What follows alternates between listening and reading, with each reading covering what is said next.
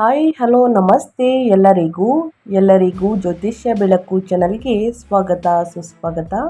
ಸ್ನೇಹಿತರೆ, ಎಲ್ಲರೂ ಹೇಗಿದ್ದೀರಾ? ಎಲ್ಲರೂ ಚೆನ್ನಾಗಿದ್ದೀರಾ ಅಂದ್ಕೊಂಡಿದ್ದೀನಿ. ನಾನು ಕೂಡ ತುಂಬಾ ಚೆನ್ನಾಗಿದ್ದೀನಿ. ಎಲ್ಲರೂ ಚೆನ್ನಾಗಿದ್ದೀರಾ ಅಂದ್ಕೊಂಡು ಭಾವಿಸ್ಕೊಂಡು ಇವತ್ತಿನ ಒಂದು ವಿಡಿಯೋನ ಶುರು ಮಾಡಿಬಿಡೋಣ. ಇವತ್ತಿನ ಒಂದು ವಿಡಿಯೋದಲ್ಲಿ ಕುಂಭರಾಶಿಯವರಿಗೆ ಸ್ನೇಹಿತರೆ ಜೂನ್ 15ರಿಂದ 30ರವರೆಗೆ ಏನೆಲ್ಲ ಬದಲಾವಣೆಗಳನ್ನು ಕುಂಭರಾಶಿಯವರು ನೋಡಲಿದ್ದೀರಿ, ಕುಂಭರಾಶಿಯವರು ಯಾವುದರ ಬಗ್ಗೆ ಎಚ್ಚರಿಕೆ ವಹಿಸಬೇಕು ಅನ್ನೋದನ್ನ ಕಂಪ್ಲೀಟ್ ಆಗಿ ಇದೇ ವಿಡಿಯೋದಲ್ಲಿ ಕುಂಭರಾಶಿಯವರ ಬಗ್ಗೆ ತಿಳಿಸ್ಕೊಡ್ತಾ ಹೋಗ್ತೀನಿ. ಇದನ್ನೆಲ್ಲ ತಿಳ್ಕೋಬೇಕು ಕುಂಭರಾಶಿಯವರು ಅಂದರೆ ಎಲ್ಲೂ ಕೂಡ ವಿಡಿಯೋನ ಸ್ಕಿಪ್ ಮಾಡಬಾರ್ದು. ಅಂದರೆ ವಿಡಿಯೋನ ಕಟ್ ಮಾಡಿ ಓಡಿಸ್ಕೊಂಡು ಹೋಗಿ ನೋಡ್ತೀನಿ ಅಂದರೆ ಫುಲ್ ಇನ್ಫಾರ್ಮೇಷನ್ ಅರ್ಥ ಆಗಲ್ಲ. ಸೊ ಹಾಗಾಗಿ ಎಲ್ಲ ವಿಡಿಯೋದಲ್ಲೂ ತಿಳಿಸ್ತಾ ಇರ್ತೀನಿ. ಮೊದಲಿಂದ ಕೊನೆ ತನಕ ವಿಡಿಯೋವನ್ನು ವಾಚ್ ಮಾಡಿ, ವಿಡಿಯೋದಲ್ಲಿ ಒಳ್ಳೆ ಮಾಹಿತಿ ಸಿಕ್ಕಿದ್ದಲ್ಲಿ ತಪ್ಪದೆ ವಿಡಿಯೋಗೊಂದು ಲೈಕ್ ಕೊಟ್ಟು, ಇನ್ನೂ ನನ್ನ ಚಾನಲ್ನ ಸಬ್ಸ್ಕ್ರೈಬ್ ಮಾಡ್ಕೊಂಡಿಲ್ಲ ಅಂದರೆ ಜ್ಯೋತಿಷ್ಯ ಬೆಳಕು ಚಾನಲ್ಗೆ ಸಬ್ಸ್ಕ್ರೈಬ್ ಆಗಿ ನಿಮ್ಮ ಅಭಿಪ್ರಾಯಗಳನ್ನು ಕಮೆಂಟ್ ಬಾಕ್ಸಲ್ಲಿ ತಿಳಿಸಬಹುದು. ಯಾರೆಲ್ಲ ಸಬ್ಸ್ಕ್ರೈಬ್ ಮಾಡಿಕೊಂಡು ಪ್ರತಿನಿತ್ಯ ವಿಡಿಯೋ ವಾಚ್ ಮಾಡ್ತಿದ್ದೀರಾ ಅಂಥವರಿಗೆ ಥ್ಯಾಂಕ್ ಯು ಸೋ ಮಚ್ ಅಂತ ಹೇಳ್ತಾ ವಿಡಿಯೋದ ಕಡೆ ಗಮನ ಕೊಟ್ಬಿಡ್ತಾ ಹೋಗೋಣ.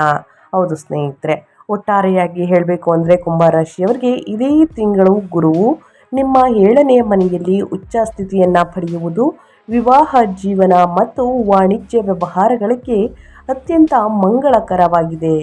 ಇದರಿಂದ ಸಾಮಾಜಿಕ ಗೌರವ ಕೂಡ ಹೆಚ್ಚಾಗಲಿದೆ ಅಂತಲೇ ಹೇಳ್ಬೋದು. ಕುಂಭರಾಶಿಯವರು ನಿಮ್ಮ ವ್ಯಾಪಾರ ವ್ಯವಹಾರದಲ್ಲಿ, ಹಣಕಾಸಿನಲ್ಲಿ, ವೃತ್ತಿ ಜೀವನದಲ್ಲಿ, ಉದ್ಯೋಗದಲ್ಲಿ ಏನೆಲ್ಲ ಬದಲಾವಣೆಗಳನ್ನು ಗ್ರಹಗಳು ಸೂಚಿಸಲಿದೆ, ಯಾವುದರ ಬಗ್ಗೆ ಕುಂಭರಾಶಿಯವರು ಎಚ್ಚರಿಕೆ ವಹಿಸಬೇಕು ಅಂದರೆ ಸ್ನೇಹಿತರೆ, ಮುಂದಿನ ದಿನಗಳಲ್ಲಿ ಒಟ್ಟಾರೆಯಾಗಿ ಹಣಕಾಸಿನ ವಿಚಾರದ ಬಗ್ಗೆ ಸ್ವಲ್ಪ ಎಚ್ಚರಿಕೆ ವಹಿಸಿ ಅಪಾರ ಧೈರ್ಯ ಮತ್ತು ಯಶಸ್ಸನ್ನು ತೋರಿಸಲಿದ್ದೀರಿ. ಸ್ನೇಹಿತರೆ, ನಿಮ್ಮ ಧನ ಮತ್ತು ಭಾಗ್ಯಾಧಿಪತಿಯಾದ ಮಂಗಳನು ಪರಾಕ್ರಮದ 3ನೇ ಮನೆಗೆ ಪ್ರವೇಶಿಸುತ್ತಾರೆ. ಇದು ನಿಮ್ಮ ಆತ್ಮವಿಶ್ವಾಸವನ್ನು ಉತ್ತುಂಗಕ್ಕೇರಿಸುತ್ತದೆ ಮತ್ತು ಬಾಕಿ ಉಳಿದಿರುವಂತಹ ಕೆಲಸಗಳನ್ನು ಸುಲಭವಾಗಿ ಪೂರ್ಣಗೊಳಿಸಲು ಸಹಾಯವನ್ನು ಮಾಡುತ್ತದೆ. ಇನ್ನು ಜೂನ್ 15ರ ನಂತರ ಮನೆಯಲ್ಲಿ ಸ್ವಲ್ಪ ತಾಳ್ಮೆ ಅಗತ್ಯ ಸ್ನೇಹಿತರೆ. ಯಾಕಂದರೆ ಸೂರ್ಯನ ಸಂಚಾರವು ದರ್ಪದ ವಾತಾವರಣವನ್ನು ತರಬಹುದು. ರಿಯಲ್ ಎಸ್ಟೇಟ್ ಅಥವಾ ಕೌಟುಂಬಿಕ ವಿಷಯಗಳಲ್ಲಿ ಅಹಂಕಾರದ ವಾದ ವಿವಾದಗಳಿಂದ ದೂರವಿರುವುದು ಅತ್ಯಂತ ನಿರ್ಣಾಯಕವಾಗಿದೆ.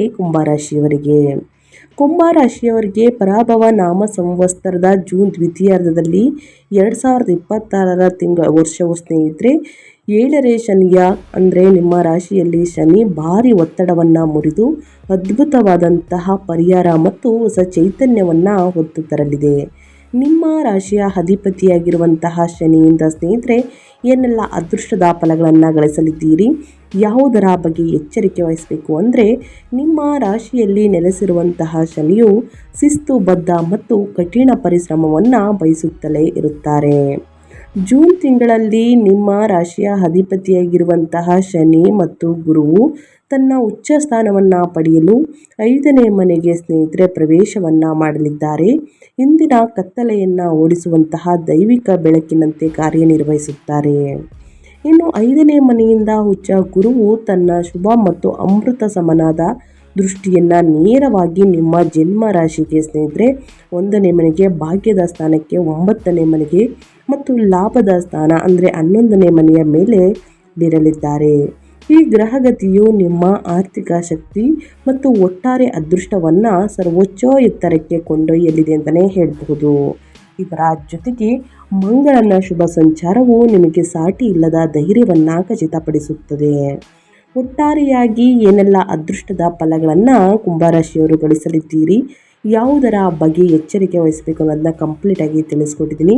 ಇನ್ನು ನಿಮ್ಮ ರಾಶಿಯ ಅಧಿಪತಿಯಾಗಿರುವಂತಹ ಶನಿಯಿಂದ ಏನೆಲ್ಲ ಅದೃಷ್ಟದ ಫಲಗಳನ್ನು ಗಳಿಸಲಿದ್ದೀರಿ ಅಂದರೆ, 1ನೇ ಮನೆಯಲ್ಲಿ ಮೀನ ರಾಶಿಯಲ್ಲಿ ಯಥಾಸ್ಥಿತಿಯಲ್ಲಿ ಸಂಚಾರವನ್ನು ಮಾಡುತ್ತಿದೆ. 11 ಮತ್ತು 12ನೇ ಅಧಿಪತಿಯಾಗಿರುವಂತಹ ಶನಿ ನಿಮ್ಮ ರಾಶಿಯಲ್ಲಿಯೇ ಶನಿಯ ಮಧ್ಯ ಹಂತದ ಸಂಚಾರ ಮುಂದುವರಿಯುತ್ತದೆ. ನಿರಂತರ ದೈಹಿಕ ಶ್ರಮ, ಅಚಲವಾದ ಶಿಸ್ತು ಮತ್ತು ಕ್ರಮಬದ್ಧವಾದಂತಹ ಕೆಲಸವನ್ನು ಬಯಸುತ್ತಾರೆ. ಶನಿ ಗ್ರಹದಿಂದ ಏನೆಲ್ಲ ಬದಲಾವಣೆಯನ್ನು ನೋಡಲಿದ್ದೀರಿ, ನಿಮ್ಮ ವೃತ್ತಿ ವ್ಯಾಪಾರ ವ್ಯವಹಾರದ ಬಗ್ಗೆ ಅನ್ನೋದನ್ನ ನೋಡೋದಾದರೆ ವೃತ್ತಿ ಜೀವನ ಉದ್ಯೋಗ ವ್ಯಾಪಾರ ವ್ಯವಹಾರದ ಬಗ್ಗೆ ಈ ಒಟ್ಟಾರೆಯಾಗಿ ಹೇಳಬೇಕು ಅಂದರೆ ಕುಂಭರಾಶಿಯವರು ಏನೆಲ್ಲ ಬದಲಾವಣೆಯನ್ನು ಈ ಎರಡು ಕೆಲಸದಲ್ಲಿ ನೋಡಲಿದ್ದೀರಿ ಅಂದರೆ ಉದ್ಯೋಗಿಗಳಿಗೆ ಈ ತಿಂಗಳು ಅತ್ಯಂತ ಪ್ರಗತಿಪರ ವಾತಾವರಣವನ್ನು ಅಂದರೆ ಭರವಸೆಯನ್ನು ನೀಡುತ್ತದೆ. ನಿಮ್ಮ ರಾಶಿಯ ಅಧಿಪತಿಯಾಗಿರುವಂತಹ ಶನಿ ಮತ್ತು ಕರ್ಮಾಧಿಪತಿಯಾದಂತಹ ಗುರು ಭಗವಾನ್ ಉಚ್ಚ ಇದೇ ತಿಂಗಳಲ್ಲಿ ಸ್ನೇಹಿತರೆ 5ನೇ ಮನೆಯಲ್ಲಿ ಉಚ್ಚ ಸ್ಥಿತಿಯನ್ನು ತಲುಪುವುದರಿಂದ ನಿಮ್ಮ ವೃತ್ತಿ ಜೀವನಕ್ಕೆ ಪ್ರಬಲ ಮತ್ತು ಚೇತರಿಸಿಕೊಳ್ಳುವ ಅಡಿಪಾಯವನ್ನು ಸ್ಥಾಪಿಸಲಾಗುತ್ತದೆ. ಕೆಲಸದ ಸ್ಥಳದಲ್ಲಿ ನೀವು ಪರಿಚಯಿಸುವಂತಹ ಕಾರ್ಪೊರೇಟ್ ತಂತ್ರಗಳು ಮತ್ತು ವಿಶ್ಲೇಷಣಾತ್ಮಕ ಆಲೋಚನೆಗಳು ನಿಮ್ಮ ಆಡಳಿತ ಮಂಡಳಿಯಿಂದ ಅದ್ಭುತವಾದಂತಹ ಪ್ರಶಂಸೆಯನ್ನು ಪಡೆಯುತ್ತವೆ. ನಿಮ್ಮ ರಾಶಿಯಲ್ಲಿ ಶನಿ ಇರುವುದರಿಂದ ನೀವು ಪಡುತ್ತಿರುವಂತಹ ಕಠಿಣ ಶ್ರಮಕ್ಕೆ ಈಗ ತಕ್ಕ ಪ್ರತಿಫಲ ದೊರೆಯಲಿದೆ. ವಿಶೇಷವಾಗಿ ಶಿಕ್ಷಕರು, ಕಾನೂನು ಸಲಹೆಗಾರರು, ಸಂಪತ್ತು ವ್ಯವಸ್ಥಾಪಕರು ಮತ್ತು ಸಾಫ್ಟ್ವೇರ್ ವೃತ್ತಿಪರರಿಗೆ ಈ ತಿಂಗಳು ಉನ್ನತ ಮಟ್ಟದ ಉದ್ಯೋಗ ಬಡ್ತಿಗಳನ್ನು ಮತ್ತು ಸ್ನೇಹಿತರೆ ವೃತ್ತಿ ಪ್ರಗತಿಯನ್ನು ತೆರೆಯುತ್ತದೆ ಅಂತಲೇ ಹೇಳಬಹುದು. ಇನ್ನು ವ್ಯವಹಾರದ ಬಗ್ಗೆ ಹೇಳೋದಾದರೆ ವ್ಯಾಪಾರ ವ್ಯವಹಾರಸ್ಥರಿಗೆ ಹೂಡಿಕೆಗಳನ್ನು ಮಾಡಲು ಮತ್ತು ಭಾರಿ ಲಾಭವನ್ನು ಗಳಿಸಲು ಈ ತಿಂಗಳು ಅತ್ಯಂತ ಸೂಕ್ತವಾದಂತಹ ಅವಧಿಯಾಗಿದೆ. ಜೂನ್ 8ರಿಂದನೇ ಸ್ನೇಹಿತರೆ 5ನೇ ಮನೆಯಲ್ಲಿ ಉಚ್ಚ ಗುರುವಿನ ಜೊತೆಗೆ ಶುಕ್ರನ ಭವ್ಯವಾದ ಸಂಯೋಜನೆಯು ಸೃಜನಶೀಲ ಕಲೆಗಳು, ಮನೋರಂಜನೆ, ಇಂಟೀರಿಯರ್ ಡಿಸೈನಿಂಗ್, ಕ್ರಿಯೇಟಿವ್ ಕಂಟೆಂಟ್ ಕ್ಷೇತ್ರದಲ್ಲಿ ಸ್ವಯಂ ಉದ್ಯೋಗದಲ್ಲಿ ಇರುವವರಿಗೆ ಅಪಾರ ಸಂಪತ್ತಿನ ಅರಿವನ್ನು ಪ್ರಚೋದಿಸುತ್ತದೆ. ನಿಮ್ಮ ನವೀನ ಪರಿಕಲ್ಪನೆಗಳು ಅದ್ಭುತವಾದ ಗ್ರಾಹಕರನ್ನು ಆಕರ್ಷಿಸುತ್ತಾರೆ ಅಂತಲೇ ಹೇಳಬಹುದು. ಇನ್ನು ಮುಂದಿನದಾಗಿ ನಿಮ್ಮ ಹಣಕಾಸಿನ ಬಗ್ಗೆ ಹೇಳೋದಾದರೆ ಏನೆಲ್ಲ ಬದಲಾವಣೆಯನ್ನು ನೋಡಲಿದ್ದೀರಿ ಹಣಕಾಸಿನ ವಿಚಾರದಲ್ಲಿ ಕುಂಭರಾಶಿಯವರು ಅಂದರೆ ನಿಮ್ಮ ಧನಾಧಿಪತಿಯಾದ ಮಂಗಳನು ಜೂನ್ ತಿಂಗಳಲ್ಲಿ ತನ್ನದೇ ಆದ ಮನೆಯಲ್ಲಿ ಅತ್ಯಂತ ಸುಂದರವಾಗಿ ನೆಲೆಸಿರುವುದರಿಂದ ಆರ್ಥಿಕ ಸಂಪನ್ಮೂಲಗಳು ಯಾವುದೇ ಅಡಚಣೆ ಇಲ್ಲದೆ ನಿಮ್ಮ ಕೈ ಸೇರಲಿದೆ. ಪೂರ್ವಜರ ಆಸ್ತಿಗಳ ಮೂಲಕ ಅಥವಾ ದೀರ್ಘಕಾಲದಿಂದ ಬಾಕಿ ಉಳಿದಿದ್ದ ಹಣದ ಮೂಲಕ ಹಠಾತ್ ಲಾಭಗಳು ಸಾಕಾರಗೊಳ್ಳುತ್ತವೆ. ನಿಮ್ಮ ರಾಶಿಯಲ್ಲಿ ಶನಿ ಇರುವುದರಿಂದ ಈ ಬರುವಂತಹ ಆದಾಯವನ್ನು ದೀರ್ಘಕಾಲೀನ ರಿಯಲ್ ಎಸ್ಟೇಟ್ ಆಸ್ತಿಗಳು ಅಥವಾ ಸ್ಥಿರ ಹೂಡಿಕೆಗಳಲ್ಲಿ ಸುರಕ್ಷಿತವಾಗಿ ಭದ್ರಪಡಿಸಿಕೊಳ್ಳುವುದು ಹೆಚ್ಚು ಸೂಕ್ತವಾಗಿದೆ ಅಂತಲೇ ಹೇಳಬಹುದು. ಆರ್ಥಿಕವಾಗಿ ಈ ಜೂನ್ ತಿಂಗಳು ನಿಮ್ಮನ್ನು ಸಂಪೂರ್ಣವಾಗಿ ತೃಪ್ತಿಪಡಿಸಲಿದೆ. 5ನೇ ಮನೆಯಲ್ಲಿರುವ ಉಚ್ಚ ಗುರುವು ನಿಮ್ಮ ಲಾಭದ ಸ್ಥಾನದಲ್ಲಿ ಸ್ನೇಹಿತರೆ 12ನೇ ಮನೆಯಲ್ಲಿ ಮತ್ತು ಭಾಗ್ಯದ ಸ್ಥಾನದಲ್ಲಿ 9ನೇ ಮನೆಯ ಮೇಲೆ ತನ್ನ ಶುಭ ದೃಷ್ಟಿಯನ್ನು ಬೀರುವುದರಿಂದ ಅದ್ಭುತವಾದಂತಹ ಧನಯೋಗವನ್ನು ತೆರೆದುಕೊಳ್ಳುತ್ತದೆ. ಇನ್ನು ಷೇರು ಮಾರುಕಟ್ಟೆಗಳು, ವ್ಯಾಪಾರ ಅಥವಾ ಬಂಡವಾಳ ಹೂಡಿಕೆಗಳು ಅತ್ಯಂತ ಲಾಭದಾಯಕವಾದ ಆದಾಯವನ್ನು ನೀಡಲಿವೆ ಅಂತಲೇ ಹೇಳಬಹುದು.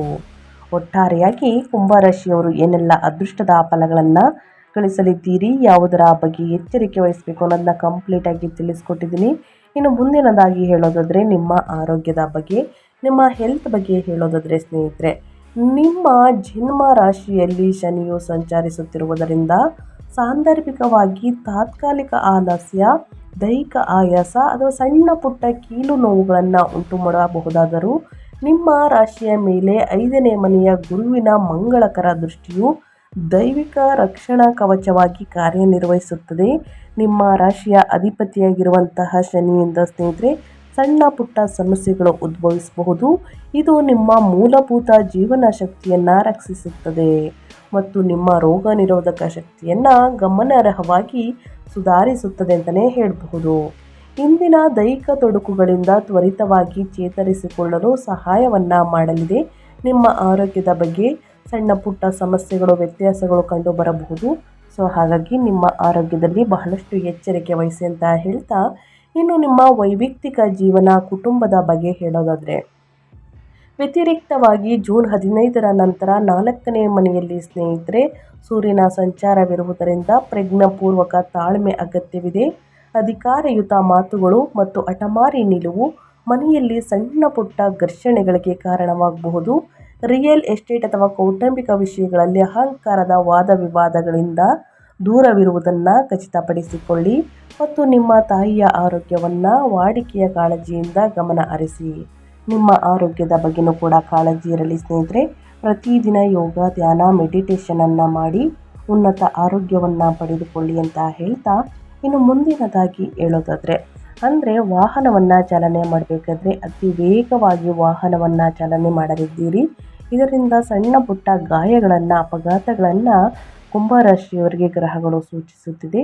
ಸೊ ಹಾಗಾಗಿ ಇದರ ಬಗ್ಗೆ ಬಹಳಷ್ಟು ಎಚ್ಚರಿಕೆ ವಹಿಸಿ ಅಂತ ಹೇಳ್ತಾ, ಇನ್ನು ಸಮಸ್ಯೆಗಳಿಗೆ ಏನೆಲ್ಲ ಪರಿಹಾರಗಳನ್ನು ಮಾಡಬೇಕು ಕುಂಭರಾಶಿಯವರನ್ನ ನೋಡ್ತಾ ಹೋಗೋಣ.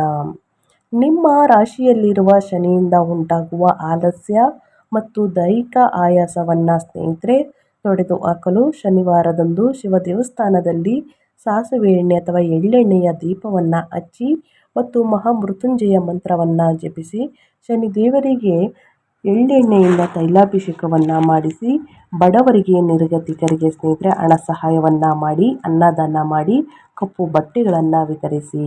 ಈ ಸಣ್ಣ ಪುಟ್ಟ ಪರಿಹಾರವನ್ನು ಕುಂಭರಾಶಿಯವರು ಮಾಡಿ ಅಂತ ಹೇಳ್ತಾ ನಾನು ವಿಡಿಯೋವನ್ನು ಎಂಡ್ ಮಾಡ್ತಾ ಇದ್ದೀನಿ.